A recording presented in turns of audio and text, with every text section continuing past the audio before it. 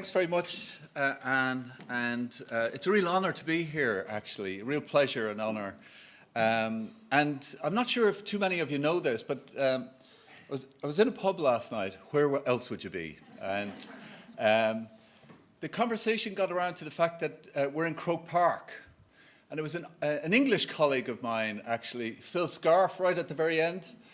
There you are, Phil, who mentioned the fact that, he said, oh, Croke Park, he said, that's the scene in 1922 of, there was an attack, a brutal attack within the grounds here. And today it's kind of difficult, I suppose, to remember the fact that we're on that space, that we're on a space of what was conflict.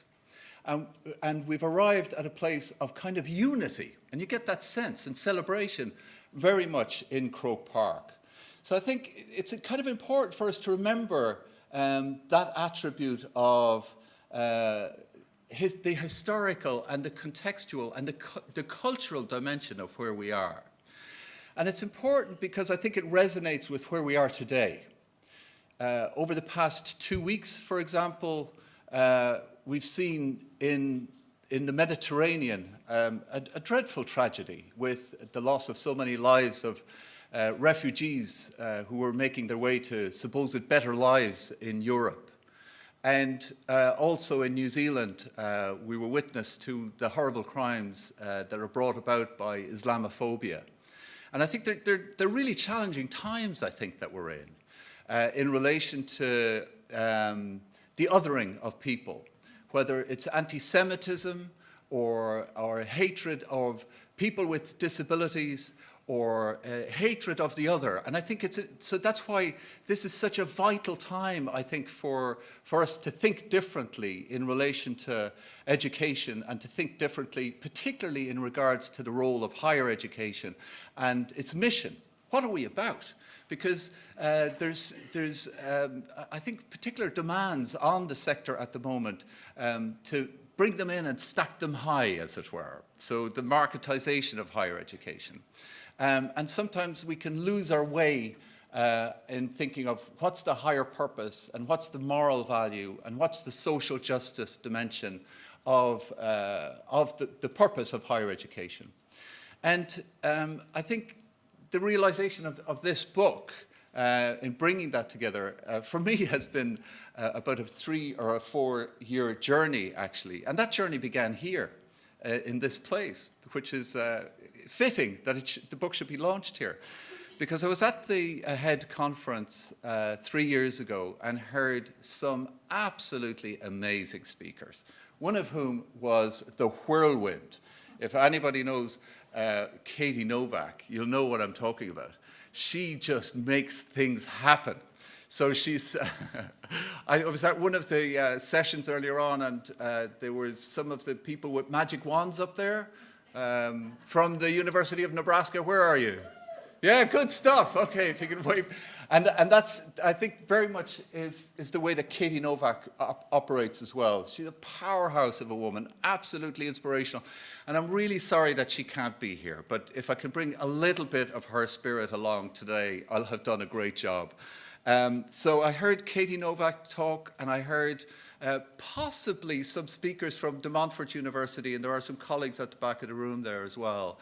And I thought to myself, this is way too important not to be able to be captured and not to be able to kind of bring the people together who are kind of thinking in the field, who are changing, transforming higher education, really, making it accessible, not only in the form of disabilities, but as Anne has pointed out earlier on, and as Frederick Fauvet, who's also one of the chapter authors, I hasten to add, had mentioned, that necessity for us to diversify our thinking and to conjoin lots of different inspirations. And I suppose that was part of the thinking behind the book, is to bring people together from not only different disciplines, but also student services, library information services, academics, the estates, so thinking about the shape of the rooms, and the information technologists, and of course, positing the students right at the heart of that engagement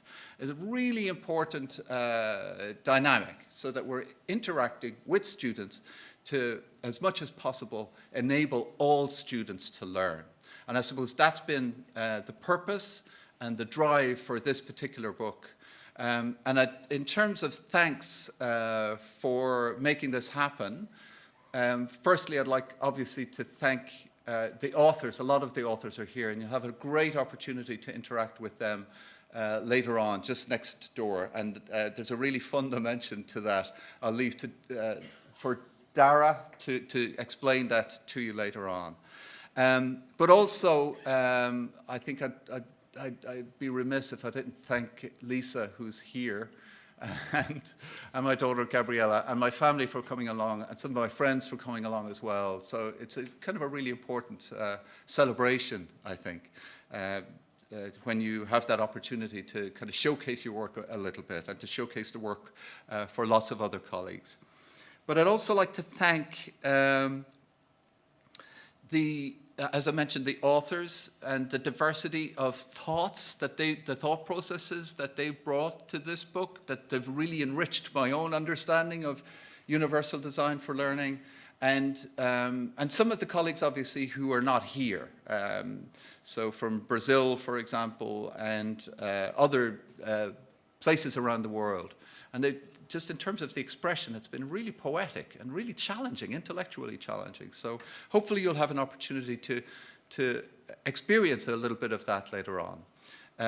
But I think above all, what I'd like to do is to thank AHEAD, who've been really inspirational for me. And what you've done is provided a conceptual framework that I was looking for kind of, I don't know, maybe 20 years of my educational experiences. I've always been involved in inclusive practices from the time that I first taught in Western Samoa, to teaching in New York, teaching English language learners, and to currently teaching students or teaching teachers in special educational needs in the United Kingdom at the University of Worcester. So I'd like to thank the University of Worcester as well. But I was always kind of looking around for a conceptual framework that would pull things together for me.